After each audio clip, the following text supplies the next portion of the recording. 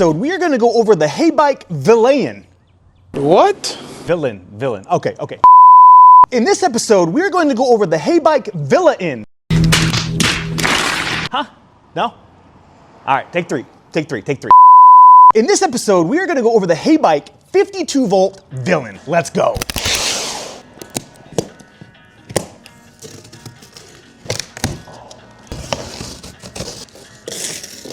Come in here and get a better look.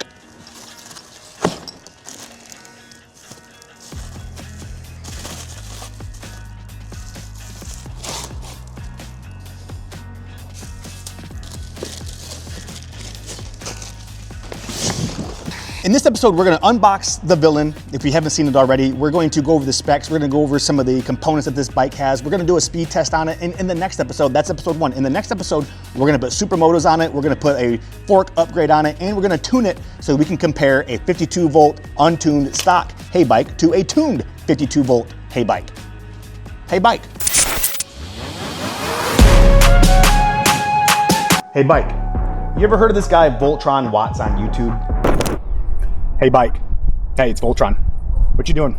Charging? All right. You want to go on a ride later? Heybike. You want to go to the bar later? So right out of the box, a couple things I'm noticing is we have this same, looks like rear wheel sprocket chain setup as maybe the Valtensu, the Tudio, the Yosma. This is what the Villain has. The kickstand, very nice. Feels very good going up and down. One thing I'll say about this bike, the first thing I'm noticing is the powder coating on here is very good. The finish is very nice. The yellow looks cool, I like it. The one thing we're gonna have to do here is put the shock in. Everything's already assembled. Just need to put the shock in here at this bolt, put the rear fender on. Looks like we need to put the front wheel and the fender, the bars, and the headlight on, and the brake. Let's get into that. This here you'll notice on a lot of like maybe Surons or bigger bikes, the suspension will come compressed. That allows the manufacturer to put the bike in a smaller box, which is what is keeping the shipping costs down. Woo! It looks like these forks are the same forks I sell from the watch shop. Might be time for an upgrade. Come on there we go. Woo! Let's take a look at what we get in the box with the bike. We have our zip ties, we got our foot pegs, they got them labeled left and right. We got our bar risers, easy peasy, pretty standard, and a little toolkit here. Let's get the front wheel on.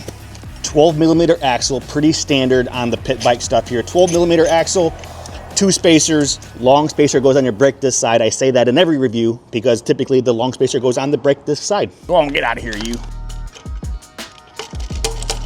Sometimes you might need to angle this fork out in order to get this spacer in there. And once you get in there, slide that axle right in. Boom, money. Here we go. All right, how do these go?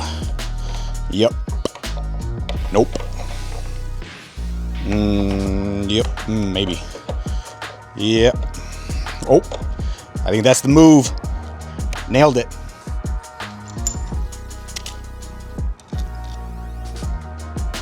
Too easy. Lined right up. It looks like Heybike took a lesson from the Tudio playbook and they improved it. No one wants a giant dick hanging up the front of their bike like Tudio had. This is actually a pretty good looking fender. Let's put it on. It's 3 bolts. I'm not really gonna show you how to do it. It's too easy. It's 3 bolts. Anybody can do it. Putting the number plate on is probably the easiest part of the whole operation. It's just got 2 little hooks over here and it just goes on like this. I think it goes behind these wires. I said it was simple. I don't know, maybe it's not so simple. All right, okay. It's not gonna fit the way that I have it. Take a lesson from me. Put this on before you put your handlebars on. Maybe that just goes like that. That looks good, right? We'll just go with that.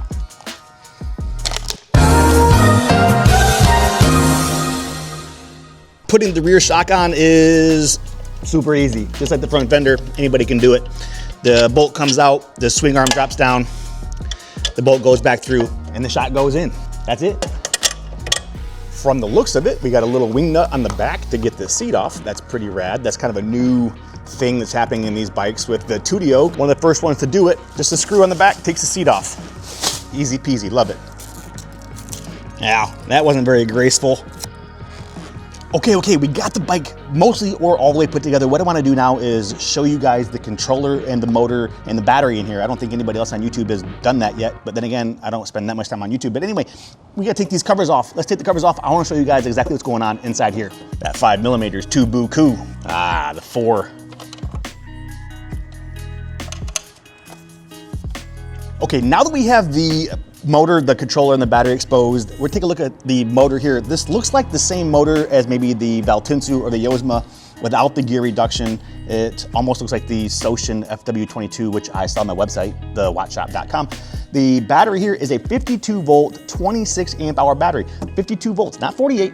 52. Oh, and one thing worth mentioning, it is not a hot swappable battery. It looks like the way you get this battery in and out is from this plate on the front. You have removed this plate on the front and the battery slides out like that. The controller is a far driver controller. I will put the model number here on the screen just because I can't remember the numbers off the top of my head and they make no sense to me half the time. But it is a far driver controller, pretty much the standard of what these pit bikes in this size are going with. Far driver, nothing wrong with that. And I know you're gonna ask, is it tunable? And it is. In the next episode, we'll tune it and we'll see how fast it goes with a tune. No money spent, just a tune and a little dongle. The brakes on it are very similar, maybe the same as the Tudio brakes, the Valtinsu brakes, the Yosma brakes. The brakes are the same, the levers are the same. It looks like the calipers and the discs are even the same. The wheels and tires are even the same as what are found on those 2 or 3 other bikes I just mentioned. The rear here has a pretty beefy shock, and I did notice that it has an air inlet under here where you could maybe, hopefully, we're gonna test it. I have a shock pump. We're gonna put air in this reservoir and see if this actually does anything. Sometimes on these Chinese bikes, they'll put this reservoir on here because that looks cool, but there is no air passage through this reservoir or any kind of adjustability for the shock itself, but we're gonna figure that out. But it looks nice. With the Heybike, we have a beefy 420 chain, which is going to be, or which seems to be the standard on these size pit bikes. 420 chain, big old sprocket on the back. It's a 420, it's a 60 tooth on the rear, 52 volts. I'm not really sure how fast this is gonna go. We'll do a speed test on it and we'll get to it. But the 420 chain, a 60 tooth rear sprocket, and a 12-inch rear wheel.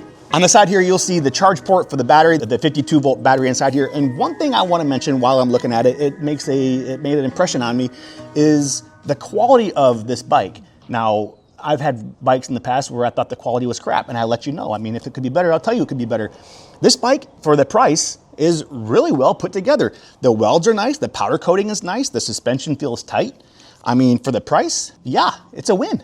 Okay, that's a high-level overview of the outside of the bike. Let's look at the components real quick and a couple of the differences that Heybike made when they built this bike over some of the other bikes in this segment. Okay, so looking at the dash here, guys, we have a key and then we also have a kill switch. So if you are riding along, you have this attached to you and you fall off the bike, this, when it comes off, is magnetic. You see this on the Surons and stuff. Once this leaves that platform, it's gonna kill the bike. Whether you use it or not, it's up to you.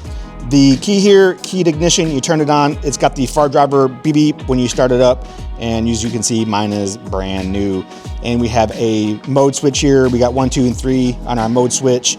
And then this mode button here will go through your trip. It goes through your odometer, all your hours, the voltage, and all that type of thing. Over here, we have a working headlight switch. And we have a, which I've never seen before on a pit bike this size, is a reverse button. So if you have this button, you can press this button and it will go in reverse when you twist your throttle. I guess that's pretty cool. It's a feature I haven't seen, but all right. All right, let's try this reverse thing here. Reverse, I'm gonna take a second for the controller to recognize, oh, I gotta go into a mode 1 or whatever. Reverse, still going forward. Hold the button down, let's see what that does. Oh, reverse. Okay, one more tap, forward, reverse. All right, okay, it's pretty cool. How much does it weigh? I don't know, I'm gonna guess it weighs 95 pounds. One other thing here that I wanna mention to you guys is the quality of these grips and this throttle. This is an aluminum body throttle. They call it a Star Union. I actually sell these on my website also. Mine has a 3-speed switch built in, but the quality of these grips is really, really good. Look at that. This aluminum throttle, the grip is really nice. It's really nice quality. No other YouTuber is gonna tell you that. That's really nice. All right, just to give you guys some perspective, I'm 5'10", 200 pounds, and this is how the bike looks with me on it. With the foot pegs here, the handlebars can go all the way to the one side or the other without hitting my knees. So if you're buying this for your kid and they're shorter than 5'10", they are probably not gonna have a problem fitting on this bike. The suspension feels Feels pretty good. Feels pretty good for 200 pounds. Non-adjustable front fork. Like I said earlier, it looks like the rear shock could be adjustable. I don't know yet. We're going to test it here in a second. But suspension feels good. That's the unboxing. Those are some of the specs. Let's go do a speed test. Okay, we are at the top secret Voltron Watts testing grounds for electric pit bikes. Right here we have the Heybike Villain. What? Villain, and we're gonna go mode 1 on the first test. We're gonna go mode 1, mode 2, and then mode 3, just so you get an idea of what each mode is capable of and what it does on each mode. I guess that's the point of the speed test, right? Let's go! All right, mode 1, we got the speed. Got mode 1, here we go. Mode 1, there we go, let's go. Well, that's 11, 7, 18, 20. Let's see what this top speed is. 20. Pretty accurate between the GPS and the bike. 2019. Let's go mode 2. Mode, okay. Oh, wait. Mode 2. Mode 3. Hey! 42.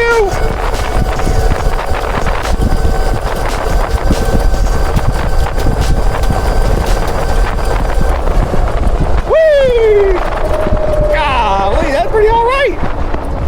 That's pretty all right for 1,200 bucks or 1,500 bucks or whatever this thing costs. All right, for our speed test, so we got mode 1, 2, and 3. I'm gonna call it 20, 30, and 40 miles an hour, respectively, between the 3 speed modes. I'm 200 pounds, so 40 miles an hour for a 52-volt bike is pretty much the same, I would say, as a 48-volt bike. There's not a huge difference there, but the battery in here is bigger, so you might get more range. In the next episode, we're gonna do a range test. We're going to install some supermotos on here, and we're going to do a tune on it with a dongle that you can get from my website. It's like 12 or 13 bucks. We're gonna go faster for next to nothing. Thank you for being here. Thank you for watching. It takes a ton of time to put these videos together, but I love it and I love you. Thanks for being here, guys. Until next time, later.